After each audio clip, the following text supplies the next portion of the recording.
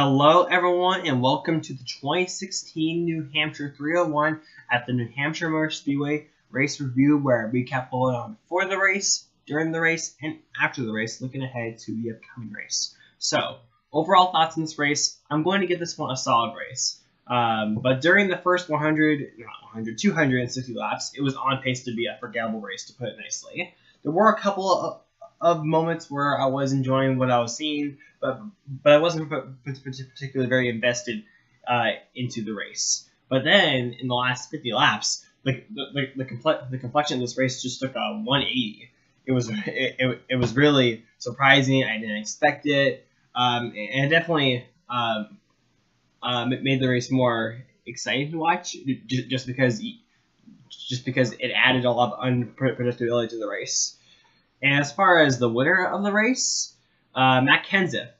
And Matt Kenseth, in a way, I felt like just kind of came out of like nowhere to win. I mean, like, he had a good car throughout the race, but he didn't really have the winning car or the car that could win the race up until after the final pit stops, with like that happened with like 80 laps to go. Then all of a sudden, Kenseth, his car was fast. Got by Mark Truex Jr., who dominated the race along with Kyle Busch. Both of them led sort of almost the same amount of laps. And Matt Kenseth was able to win, and he was pretty much untouchable. And I don't mind Matt Kenseth, winning. This is his second win of the year. He won last year at New Hampshire in the fall, and so this is the first time since Kurt Busch sweeping New Hampshire in 2004 that someone wins back-to-back in New Hampshire. This is also his third win at New Hampshire, and they've all come since 2013, or in other words, since joining Joe Gibbs Racing. So it's safe to say that since joining Joe Gibbs Racing, Matt Kenseth has really been able to master flat tracks like New Hampshire and also Martinsville. And anyway, that's just kind of more of the overall thoughts on this race. But now let's go into the pre-race, which there is a lot to talk about there. So there are a couple of pre-race headlines that I am going to talk about, and you see them on your screen ahead of you. I might also mention a couple of other minor ones, but these are three that I want to talk quite a bit about, especially the last two. In the middle, and the one on the bottom. Anyway, the first one. So, last week at Kentucky, we ran the even lower downforce package, and that was used as a test for what could be the 2017 Aero package. Right now, there are currently no tests scheduled for any more Aero package changes, and in fact, there's actually a chance that we could see the 2017 Aero package sometime in the next month or two, and that'd be a little earlier than past years, and I think a lot of it has to do with the new charter system. But we could possibly see a new test for Michigan next August, so it'll be interesting to see if we hear any more about this down the road. But anyway, let's get into the big elephant in the room. Dale Earnhardt Jr. was not in the race today at New Hampshire. And if you don't know this news story, and especially if you are a NASCAR fan, you have just been under a rock, because this news story, I think, it was big news because Dale Earnhardt Jr. is NASCAR's most popular driver. It has been for a long time. And I think this news shocked everyone. Not a lot of people was expecting this. And why was he not in the race today at Hampshire? Well, because on Thursday, it was said that he was experiencing concussion-like symptoms. And in case you don't know, Dale Earnhardt Jr. has gotten a couple concussions over the course of his Sprint Cup Series career. Fontana in 2002, Dover 2003, and then 2012. Two accidents caused him to get a concussion: a Kansas test in August of that year, and then Talladega in the fall. He had to miss 2 races, and And some might think, well, what crash did he have this year that might have caused it? Well, Dale Earnhardt Jr. Cited Michigan last month and Daytona earlier this month. And I can understand Michigan. Daytona, not so much, but hey, I guess really, if you think about it, any hit is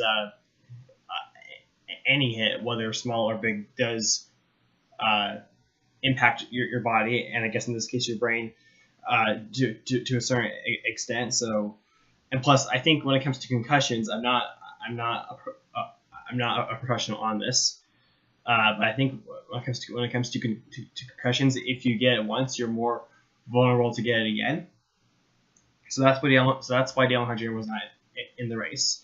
And there's some speculation that this could cause him to go into retirement from driving sooner than what even Dale Earnhardt Jr. might have in mind.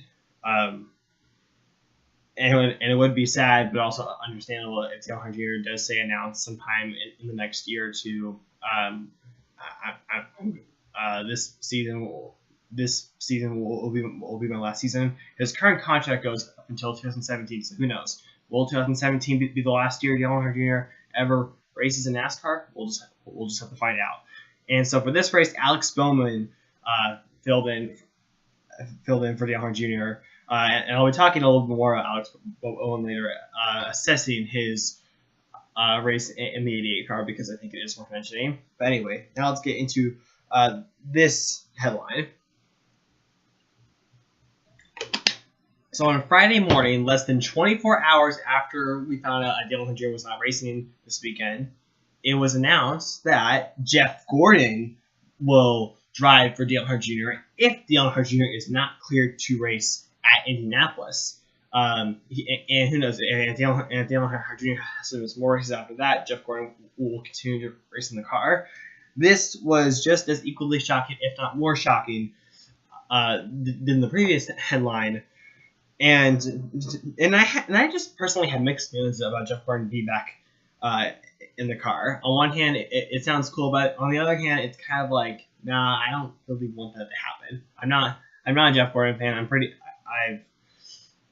pretty neutral on him, and I will admit that I was one of many others who was rooting for him to win the championship, because he was part of the Final Four last year at Homestead. And I'll just kind of leave it there. I don't exactly want to go into details on why I had mixed feelings about it, but I'll just say that I had mixed feelings, and that's that. But it will make the Brickyard 400 next week worth watching if Jeff Gordon is back in the car.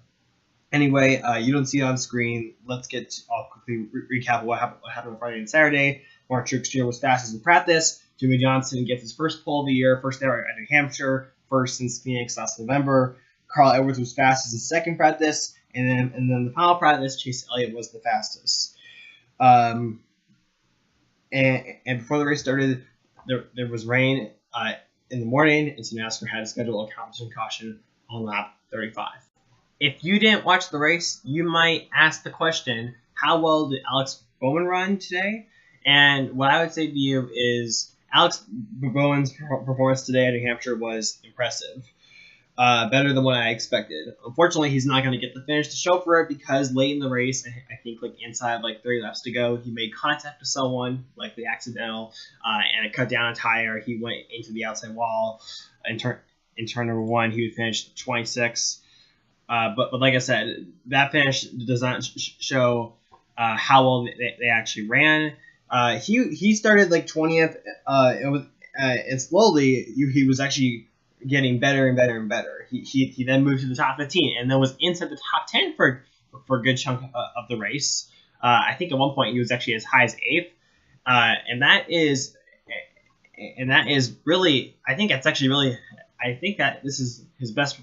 That was his best performance ever as a Sprint Cup Series driver.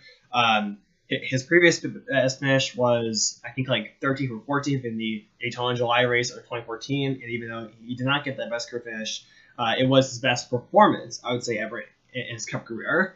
And I didn't really care much for Alex Owen entering this year, but now I'm really rooting for him to, run well and maybe hopefully get back into the Cup Series in good equipment, because he proved in this race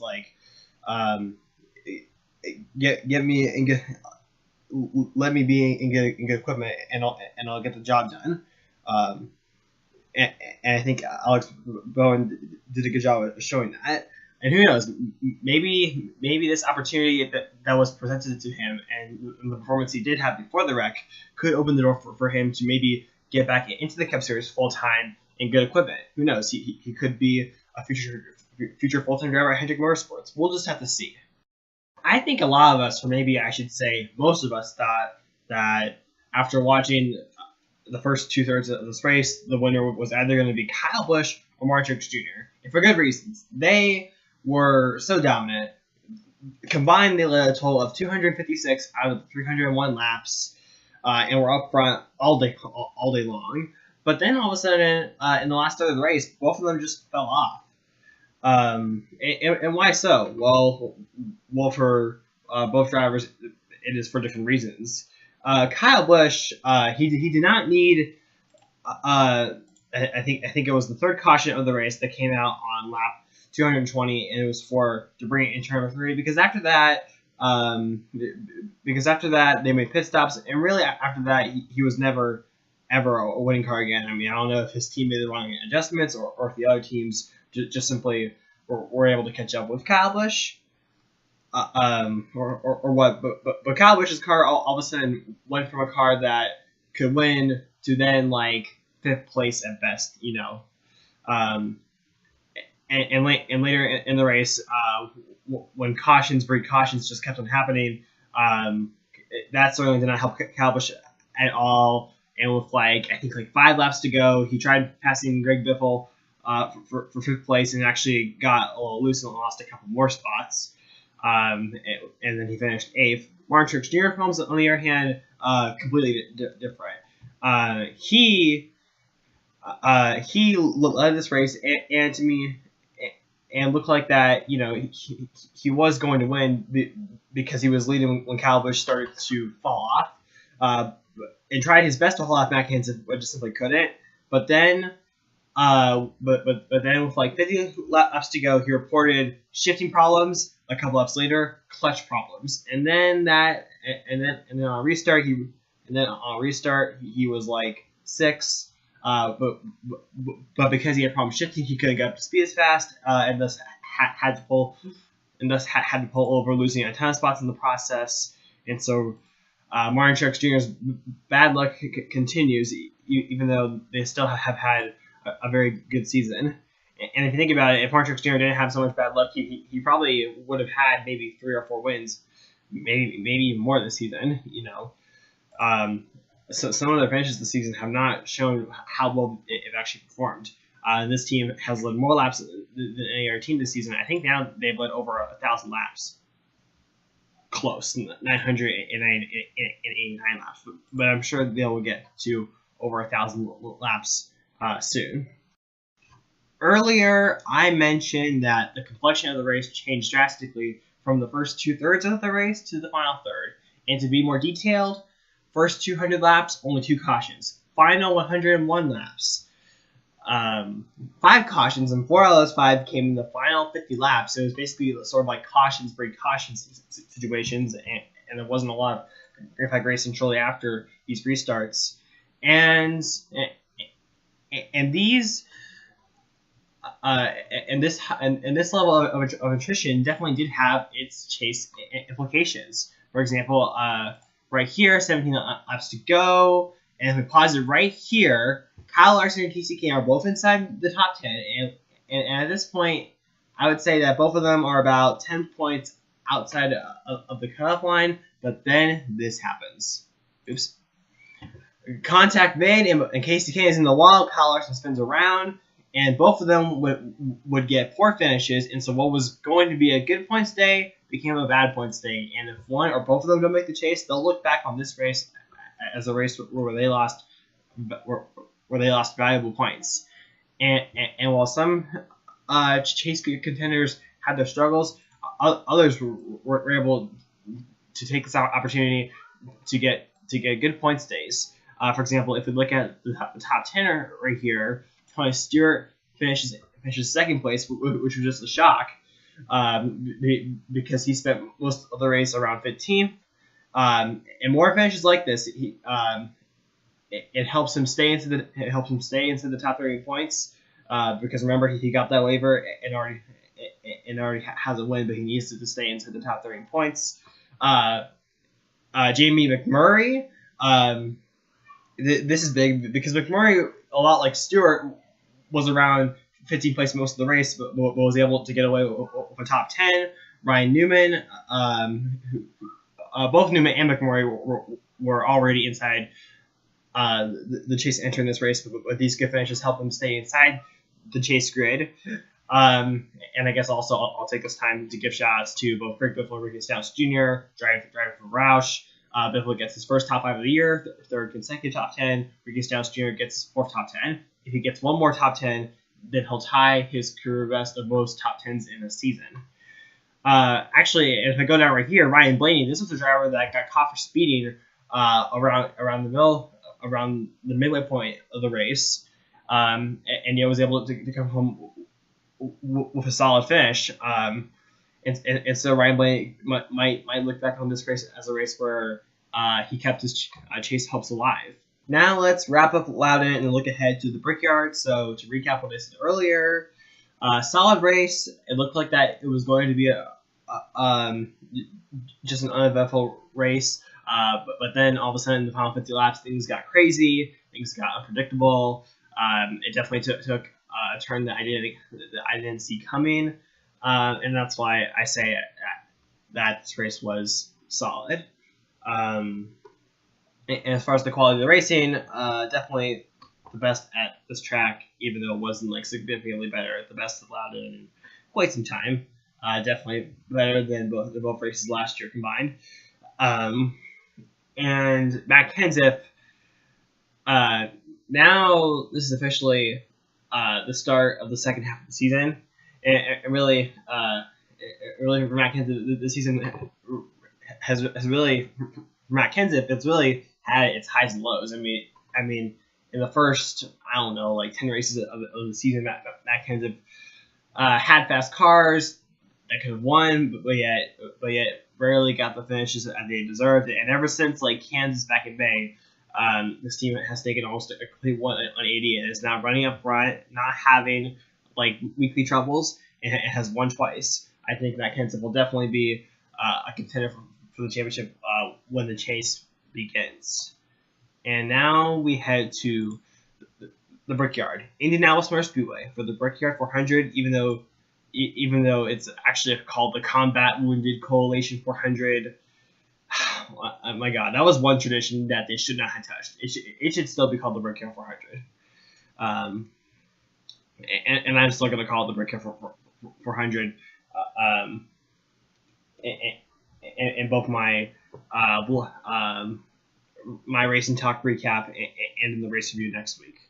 As far as who do I think is going to be good, that's exactly hard to tell, because it feels like in recent times the Brickyard 400 has not exactly been dominated by one particular driver.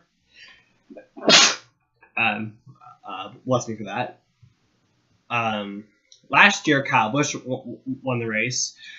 And to me, I do think that we can expect to see JDR run up front again, maybe Penske, but I really don't exactly know who specifically is going to run well. Also, who knows? If Jeff Gordon races next Sunday, who knows? He could be a contender. He runs well at the Brickyard most of the time, so Jeff Gordon is racing. You might want to put Jeff Gordon on your fantasy.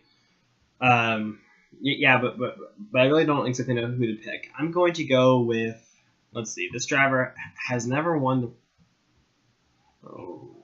let's see. I have a feeling we're going to see a new face at the Brickyard. That new face will be,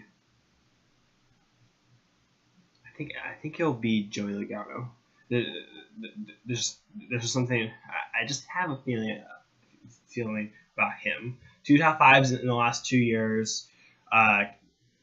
Came close to winning it last year. I think he will get Roger Penske his first Sprint Cup win at Indianapolis, and that would mean a lot to the captain.